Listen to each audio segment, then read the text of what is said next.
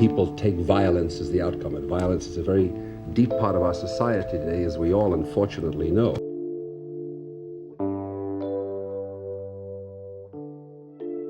Burt Lancaster was one of the biggest stars of Hollywood's golden age, famous, powerful, and always in the spotlight.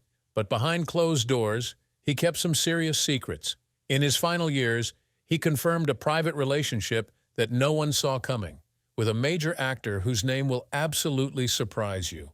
Stick around, because you'll never guess which secret gay actor Burt Lancaster confirmed he dated. Harlem Beginnings. Burt Lancaster was born on November 2, 1913, in Harlem, New York. His full name was Burton Stephen Lancaster. At the time, Harlem wasn't the cultural center it would later become. It was a tough, working-class neighborhood. Families struggled to get by, and Burt's was no different. His parents, James and Elizabeth, were hard-working people who had little money. Burt often talked about how they made do with what they had, always putting their children first. Life in Harlem wasn't easy. The streets were crowded, noisy, and full of challenges.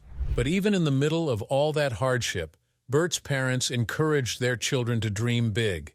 They supported Burt's imagination and talent, even if they couldn't offer much else. That support shaped him in a powerful way. It gave him the belief that he could be more than his surroundings. From a young age, Burt stood out. He had a natural strength and intensity that drew attention. He didn't take the normal path. He didn't go into academics or business. Instead, he looked to the world of performance and physical expression.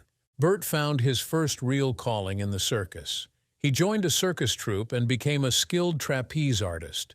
It wasn't just a job, it was a training ground for everything he would later do in front of the camera. The circus taught him discipline, risk-taking, and how to own a stage. He learned how to control his body and his fear. He became strong, flexible, and confident. These weren't just physical traits. They became part of who he was. That deep control and fearlessness gave him an intensity that later made him magnetic on screen. Performing in front of live audiences also gave him stage presence. He knew how to hold attention and how to create a moment. These skills became a foundation for his acting.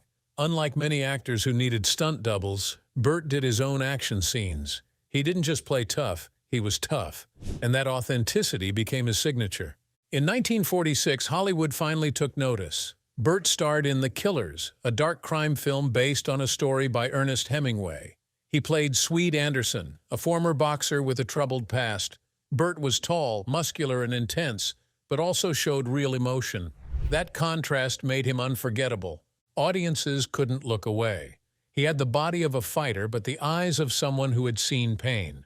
That blend of strength and vulnerability made him an instant star. Hollywood loved it. They called him the ultimate tough guy. But what the public didn't know was that this tough guy persona was partly a mask. Off-screen, Burt was thoughtful, emotional, and full of hidden layers.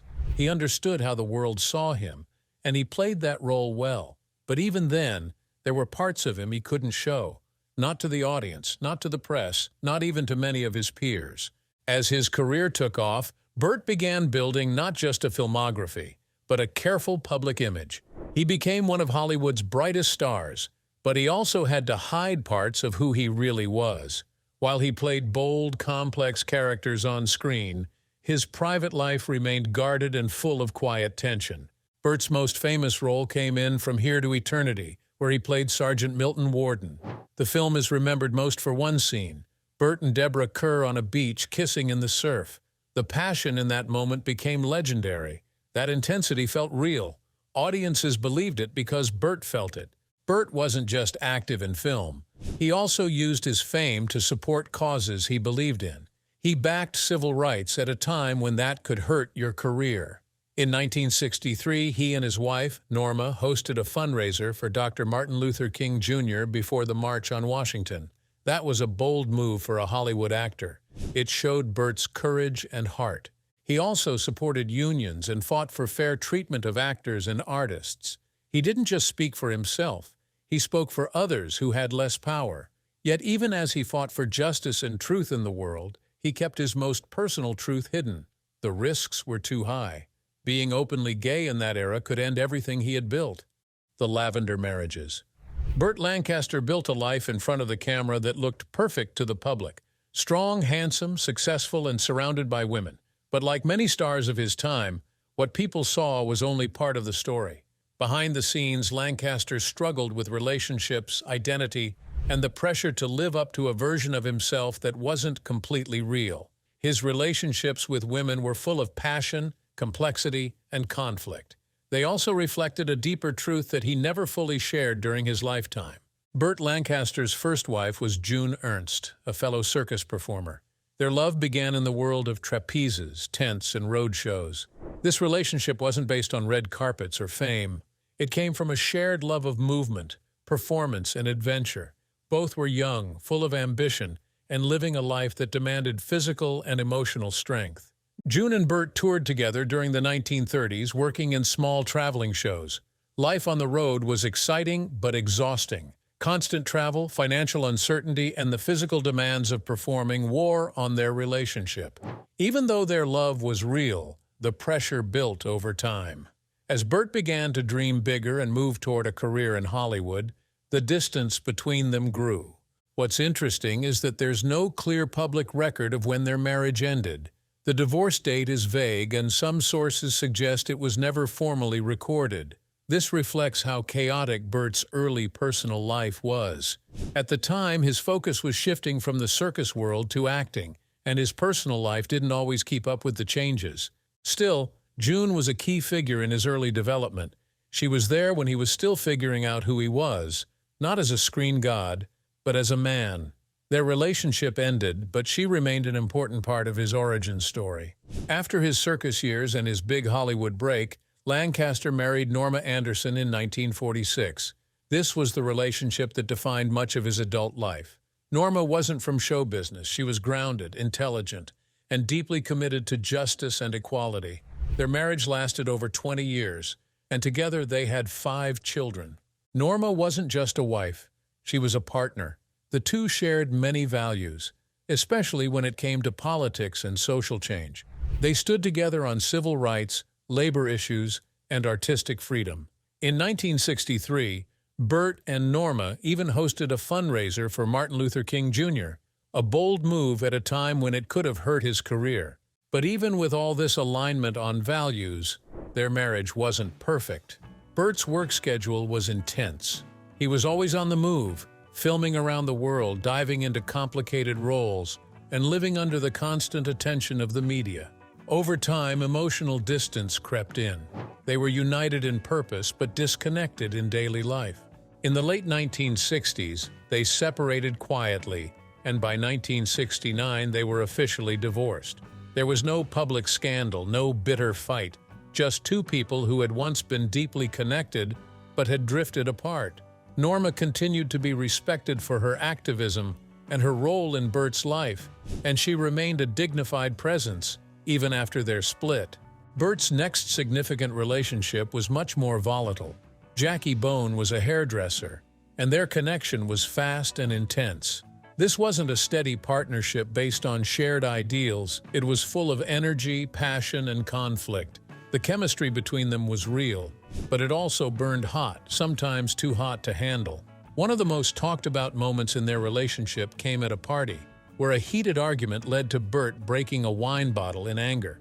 That moment revealed a different side of him, one fueled by emotion, frustration, and maybe even confusion about what he truly wanted in his private life. Their relationship was passionate but unstable. Over time, it became clear that they were not compatible in a lasting way.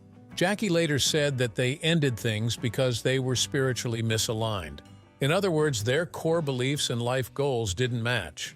For Burt, this was another example of how he could fall deeply in love but still feel a gap between who he was with someone and who he truly was inside. In the last chapter of his life, Burt found peace with Susan Martin, a woman more than 30 years younger than him. They married in 1990, during a time when his health was already declining. He had suffered a stroke and was facing serious physical challenges, but Susan brought calm into his life. She was private, kind, and devoted to him. Unlike his past relationships, this one wasn't filled with big public moments or dramatic headlines. Susan supported him through illness and aging. They lived quietly, away from the spotlight. Burt died in 1994 at age 80 with Susan by his side. Even in death, though, some parts of Burt's story remained unspoken. Throughout his life, there were quiet rumors about his suggestions that he may have had deep connections with men that he couldn't openly share in his time. In the 1940s through the 1980s, being openly gay or bi in Hollywood could end a career. Burt knew this. He built a life filled with strong women, children, and political bravery. But there was a part of his identity he seemed to keep hidden. Some who knew him privately have spoken more freely in recent years. They say there was another layer to his life, one filled with quiet relationships and silent truths. He was always chasing authenticity in his work. On screen, he showed depth, pain, and longing. But off-screen, the rules were different. The cost of honesty was simply too high. Burt Lancaster's relationships with women tell a powerful story.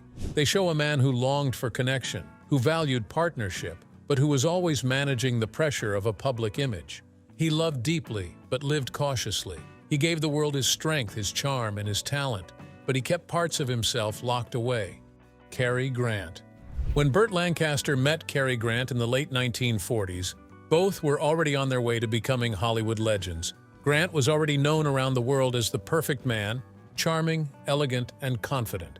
He had a smooth voice, a famous smile, and a career built on romantic comedies and leading roles that made him the symbol of masculine grace. Burt, on the other hand, was newer to the scene, still building his image as a rugged, physical, and emotionally intense actor.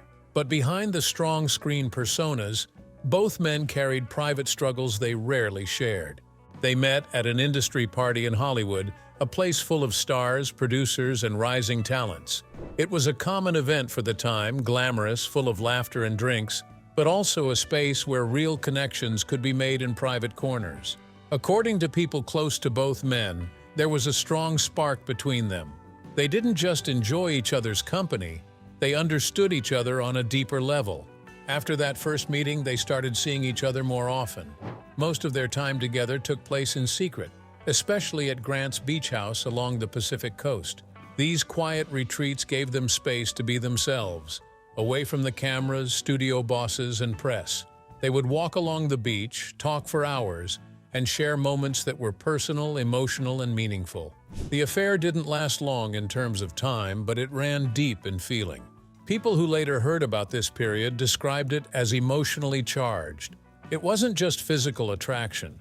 There was trust, affection, and a bond that came from both men feeling trapped by the public roles they had to play. They were both famous, both icons of masculinity, and both knew that even a whisper about a same relationship could destroy everything they had worked for.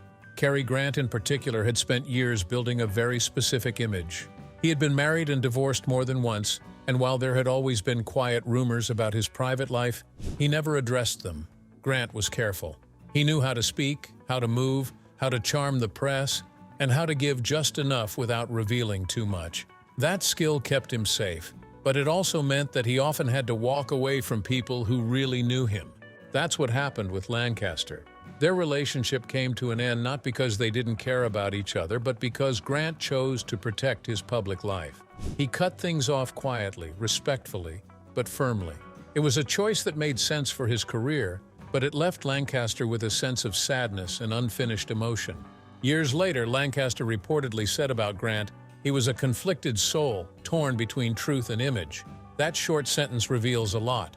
Lancaster had always chased truth in his acting. He didn't mind taking risks, playing difficult roles, or upsetting people to show something real. But even he knew that when it came to private life, especially love between two men in 1940s Hollywood, truth could be dangerous. Grant and Lancaster both chose survival, each in his own way. Grant walked away from the affair, and Lancaster buried the experience in his private memory. But neither man forgot it. It stayed with them as something important, honest, and painful. A brief moment where they were allowed to be real. Next up, we'll look at another hidden bond in Lancaster's life, one that lasted far longer and carried just as much secrecy. J. Edgar Hoover. Burt Lancaster met J. Edgar Hoover at a charity event in Washington, D.C. sometime in the early 1950s. The event was meant to bring together celebrities and political figures to raise funds for a national cause. For Lancaster, attending such events was nothing new. He was deeply involved in politics and social justice, and he often used his fame to support causes he believed in. Hoover, as the longtime director of the FBI, was always present at these types of gatherings, not for the social scene, but to keep an eye on people. He knew that celebrities had influence, and he didn't like what he couldn't control. Their meeting didn't start as anything personal. It was formal and polite with the usual introductions and handshakes, but something about Hoover fascinated Lancaster. It wasn't about attraction in the romantic or physical sense. It was about curiosity. Lancaster recognized a deep, strange energy in Hoover. He could see that Hoover had built a wall around himself made of control, fear, and secrecy. That wall made him powerful but also trapped. Over time, they spoke more often, sometimes at public functions, sometimes in quiet corners. There was no real friendship and certainly no romance. Instead, there was a psychological connection. They were two very different men from very different worlds, but both carried secrets and knew how dangerous truth could be in public life. Lancaster saw through Hoover's cold image. He noticed the tight control in his body language, the way he carefully chose his words, and the way he always made sure people knew he was watching. It wasn't strength, it was fear in disguise. Lancaster later said, "He was imprisoned by his own authority." It's a powerful statement. Hoover had control over the lives and reputations of thousands of people, including Hollywood stars. He used FBI files to collect personal information, often for political purposes. But while he held power over others, he couldn't free himself from his own image. He had to be in control all the time. He had to hide everything about himself that didn't fit the image of the all-American lawman. There have long been rumors about Hoover's private life, especially his relationship with longtime associate Clyde Tolson. While Hoover never spoke publicly about it, many believe he spent his entire adult life hiding his own, using his power to protect himself and punish others. Lancaster sensed that. He didn't admire Hoover, but he understood him. He saw a man who was always performing a role and who couldn't stop, even in private. The relationship was never close, but it was real in its own way. It showed Lancaster a version of power that was built entirely on fear and secrets. It also reminded him of the cost of hiding who you really are. Hoover's life was one long performance, and the pain of that became clearer to Lancaster the more he observed him. It wasn't love. It wasn't friendship. It was something in between, a psychological mirror between two men who lived in the public eye but carried private truths they couldn't fully show. One used fear to maintain control. The other used acting to seek truth while keeping parts of himself locked away. Next, we'll explore the one relationship that came closest to breaking through Lancaster's walls, for better or worse. Rock Hudson. Burt Lancaster met Rock Hudson in the early 1950s. They were both working on the same studio lot at the time. Lancaster was already an established name, known for his powerful screen presence and athletic build. Hudson was younger, not yet the full-blown matinee idol he would soon become, but already drawing attention for his height, charm, and quiet charisma. They were drawn to each other quickly but cautiously. They began taking secret trips to the desert, far away from the eyes of reporters, fans, and studio executives. Palm Springs became their quiet refuge. Out there, they could relax, swim, talk, and be themselves without fear. They would rent a small house and stay for a few days at a time. These trips became more than escapes. They were the closest either man came to living openly with someone they cared for. The romance was real, but so was the fear. Hollywood in the 1950s was a dangerous place for two men in love. Even rumors could end careers. Studio contracts included moral clauses. Tabloids hunted for scandal. Lancaster and Hudson knew that discovery could destroy everything they had worked for. And so, like many relationships between men in that era, theirs was kept in the shadows. It was intimate, affectionate, and meaningful, but always at risk. The fear of exposure eventually broke the romance. Hudson, under immense pressure from his management and studio bosses, began dating women in public. Lancaster, already skilled at hiding aspects of his life, didn't push back. The relationship ended not because of a lack of feeling, but because there was no safe space for it to grow. The emotional toll was heavy, especially for Hudson, who spent much of his later life trapped in the role of the all-American heartthrob. Lancaster understood that kind of pressure. He had lived it himself. Years passed. They remained friendly but distant. They never spoke publicly about their past. Both men continued to build powerful careers, choosing complicated roles and pushing against Hollywood's expectations in their own ways. But there was a sadness underneath, a sense of something lost. When Rock Hudson was diagnosed with AIDS in the 1980s, it shocked the world. He was one of the first major celebrities to reveal the diagnosis. His illness and death in 1985 forced the public to confront the stigma and silence around AIDS and For Lancaster, it was deeply personal. He had known Rock not just as a colleague, but as someone he had loved. Ricky Nelson. Burt Lancaster met Ricky Nelson in the early 1960s, at a time when Nelson was struggling to balance fame, youth, and identity. Nelson had grown up on television as part of The Adventures of Ozzie and Harriet, America's favorite family show. By the time he reached his 20s, he was a teen idol and a rising rock and roll star. But behind his calm, clean-cut image, Ricky carried a quiet sadness. Lancaster noticed it almost immediately. They met through mutual friends at a small industry dinner in Los Angeles. Ricky, barely out of his teens, was polite and soft-spoken. Lancaster, then in his late 40s, was a powerful figure, still striking, still commanding attention in any room. Despite their age difference, there was a quiet understanding between them from the start. Burt had always been drawn to people with vulnerability. Ricky had it in his eyes. Their connection grew over a few months. Lancaster became a kind of mentor to Nelson, offering guidance, advice, and most of all, safety. Nelson had never known what it felt like to be around someone who saw past his fame and treated him with real care. Burt didn't want anything from him. He didn't judge. He simply listened. Their relationship was short, lasting less than a year, but it left a deep emotional mark on both of them. They would meet in quiet places, private homes, hotel rooms out of town, or late-night drives along Mulholland. There was no partying or public drama. It was simple. They talked, shared fears, and leaned on each other during moments when the world felt too heavy. For Ricky, Burt was someone who didn't expect him to perform. He didn't have to be the teen idol or the pop star. He could just be himself, confused, emotional, and afraid of being found out. One night, after they had been quiet for a long time, Ricky kissed him. It wasn't about lust or thrill. It was soft and full of emotion. Years later, Lancaster would recall that moment and say, "He kissed with the longing of someone never allowed to want." Their intimacy remained private. Ricky couldn't live openly, and Lancaster understood that too well.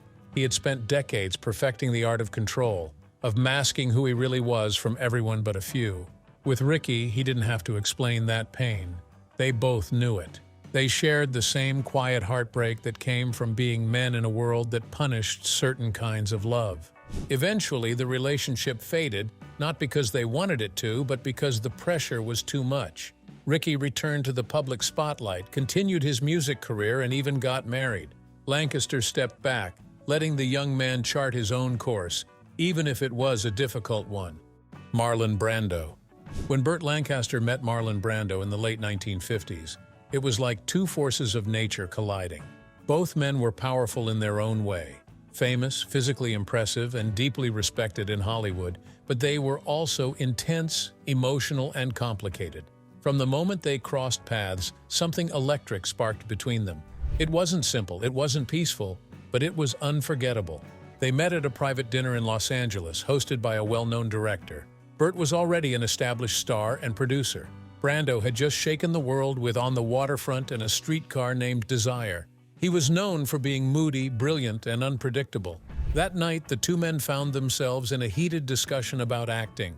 They argued about method versus instinct, power versus vulnerability, and truth versus performance.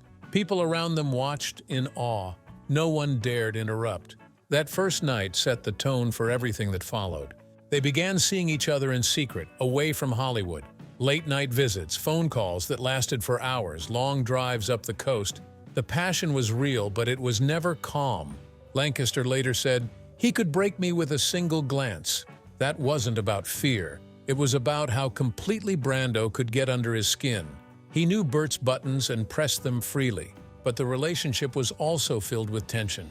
Brando hated rules. He would disappear for days, ignore calls, and show up suddenly acting like nothing had happened. Burt, though strong and self-assured, needed consistency.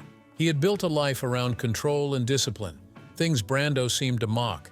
They would fight, sometimes explosively, yelling and slamming doors. But the next day, they'd be wrapped in each other's arms, pretending nothing had happened. After about a year of back and forth, the relationship broke. Not with one big event, but a series of smaller breaks. Too many arguments, too much hiding, too many bruised egos. They drifted apart, both retreating into their own worlds. Brando threw himself into more rebellious and risky roles. Lancaster focused on producing and acting in socially conscious films. Neither of them talked publicly about what had happened, but Burt never forgot it. Years later, when talking privately to a friend, he said that Brando was the only man who made me feel truly seen and truly powerless. That kind of admission was rare for Lancaster, who always stayed guarded. It showed how deeply Brando had affected him. Even after the end, that connection remained inside him, raw and unresolved. If you enjoyed this, make sure to like, subscribe, and hit the bell so you don't miss the next video on Hollywood's hidden history.